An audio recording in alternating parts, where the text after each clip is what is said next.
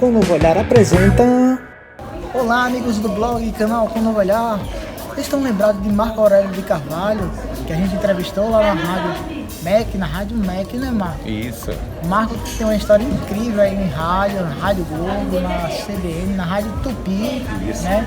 Como protagonista da pessoa com deficiência na mídia, um jornalista, radialista, consultor.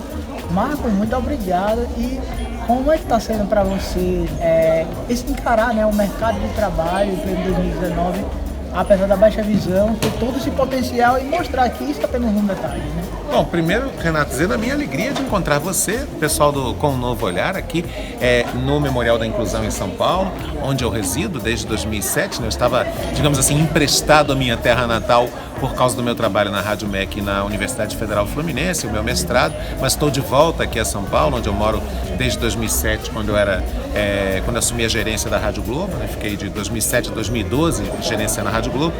E dizer que é uma grande honra falar com você, primeiro isso. E depois dizer o seguinte, nesses 38 anos em que eu trabalho em rádio e em outros meios de comunicação, a gente já avançou bem, né? Quer dizer, as coisas eram muito mais difíceis antigamente. Imagina, eu não sei do Brasil inteiro, porque o Brasil é enorme e a gente tem que tomar muito cuidado quando fala de Brasil, primeiro do Brasil. O brasileiro tem mania de dizer que é o primeiro isso, o primeiro aquilo, primeira rádio, o primeiro isso. Mas uma coisa eu tenho certeza, quer dizer, eu fui o primeiro, isso sim, dos 4 grandes centros do futebol brasileiro, Rio, São Paulo, Belo Horizonte e Porto Alegre, o primeiro repórter de campo de rádio com baixa visão, né?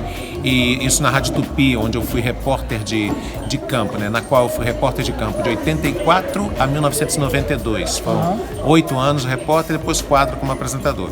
Ali sim as coisas eram mais difíceis, principalmente no começo, Renato, porque a gente nem tinha debate sobre inclusão, ainda vivíamos a era integracionista, quer dizer, o modelo educativo e empresarial de tratamento da pessoa com deficiência era o modelo integracionista, não era o modelo inclusivo. Então, ali sim as coisas eram mais difíceis. Hoje a gente já evoluiu bastante. Eu hoje sou dirigente, né, já há 24 anos, de uma ONG de inclusão, que é a UNIR, com 2 R's, UNIRR, e agora sou também diretor da rádio ONCB, que é uma rádio fundada por pessoas cegas e com baixa visão, é a rádio da Organização Nacional de Cegos do Brasil, mas ela, na verdade, é o som de todas as vozes, como diz nosso slogan, que é um slogan que nós trouxemos da Associação Mundial de Rádios Comunitárias, né, Le Son de Toutes les Voix, o som de todas as vozes. Então, saiba, Renato, e vocês que estão acompanhando a gente, que as coisas já foram bem mais difíceis. Ainda há uma longa caminhada pela frente, mas o processo é lento, mas é evolutivo. E se a gente fizesse um observatório da mídia, você dizer que patamar a pessoa com deficiência ela pode estar em relação ao jornalismo, né? A pessoa cega, a pessoa com qualquer tipo de deficiência. Não é que hoje a gente tem a Flávia Sintra, que é cadeirante, né, que está na Globo, a gente tem tu que está na ONCB, o Marcos Rangel, que está na CBN, lá no Rio. Produtor da CBN, nosso querido Marcos Rangel. Nós temos também a Fernanda, que tem síndrome de Down e está há bastante tempo na EBC, lá em Brasília, e tantas outras pessoas.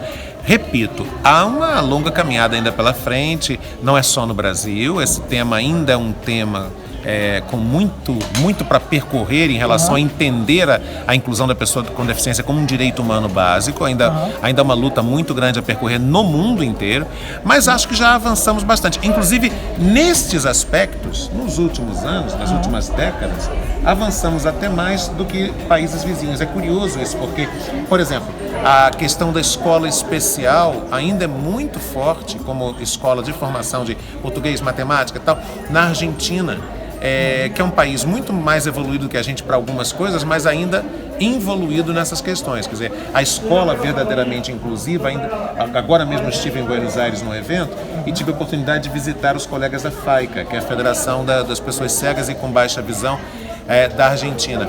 E eles admitiram isso, que ainda há um longo percurso pela frente lá em relação à escola verdadeiramente inclusiva, mais até longo percurso do que o nosso. Então, é um processo, Renato. Essas coisas são processo.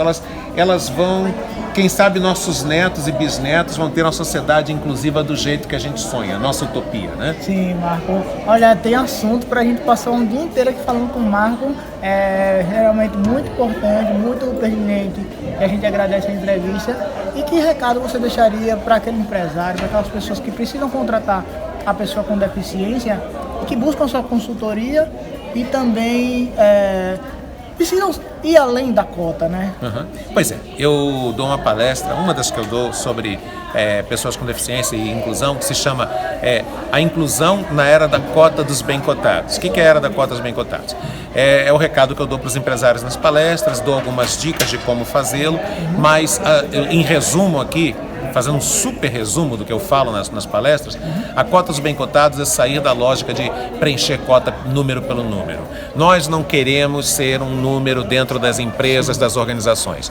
Nós queremos que nossos talentos sejam reconhecidos, que as nossas capacidades sejam reconhecidas e que nós possamos, porque isso é a sociedade inclusiva, contribuir para as pessoas que aparentemente não têm deficiências, porque todo mundo sai ganhando com a sociedade inclusiva. E como diz a Cláudia Werneck, mãe da Tata Werneck, né, querida militante também da inclusão, ela diz: ninguém mais vai ser bonzinho nesse sentido, no mau sentido da caridade na sociedade inclusiva, não. A gente quer uma sociedade não de bonzinhos, mas uma sociedade de direitos.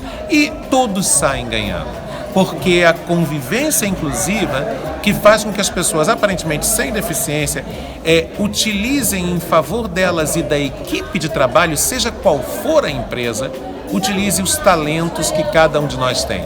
Nós, por exemplo, pessoas com deficiência visual, geralmente temos um ouvido aguçado, temos muita rapidez do raciocínio auditivo, do raciocínio da linguagem oral.